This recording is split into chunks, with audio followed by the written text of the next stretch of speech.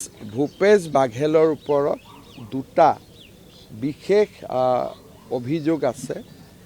এটা অভিযোগ আছে, আপোনালোকে ছত্তীশগড়ৰ নিৰ্বাচনৰ সময়ত মই যেতিয়া গৈছিলোঁ তেতিয়া ময়ো তাত কৈছিলোঁ যে মহাদেৱ এপ বুলি এটা এপৰ জৰিয়তে বিত্তীয় লেনদেন হৈছিলে আৰু হাজাৰ হাজাৰ কোটি টকা সেই মহাদেৱ এপৰ জৰিয়তে ডুবাইলৈকে ট্ৰান্সফাৰ হৈছিলে আৰু এই অভিযোগত তেখেতৰ পৰিয়ালৰ কেইবাগৰাকীও ব্যক্তি এৰেষ্ট হৈ আছে আৰু ইতিমধ্যে ভূপেশ বাঘেলৰ ওপৰতো তদন্ত চলি আছে।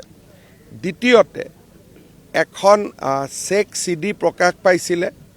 মেজিষ্ট্ৰেট কোৰ্টে তেখেত মুখ্যমন্ত্ৰী থকা সময়ত তেখেতক কিছু সকাহ দিছিলে, কিন্তু কালি CBI স্পেচিয়েল কোৰ্টে গোচৰ তেখেতৰ বিৰুদ্ধে চলিব বুলি এটা ৰায়দান কৰে, যিটো ডেফিনেটলি ভূপেশ বাঘেলৰ দৰে এজন সিনিয়ৰ পলিটিচিয়ানৰ কাৰণে এটা সেটবেক বুলিয়ে ক'ব লাগিব, এটা আঘাত বুলি ক'ব লাগিব। মহাদেৱ এপৰ বিষয়ে মই ব্যক্তিগতভাৱে জানো। ছত্তীশগড়ৰ ইলেকশ্যনত সি এটা ডাঙৰ ইছ্যু আছিলে। এই যিখন চেক চিডিৰ কথা ওলাইছে তাৰ বিষয়ে মই ফাৰ্ষ্ট হেণ্ড বহুত নাজানো, যিখিনি বাতৰি কাকতত পঢ়িছোঁ ইমানেই।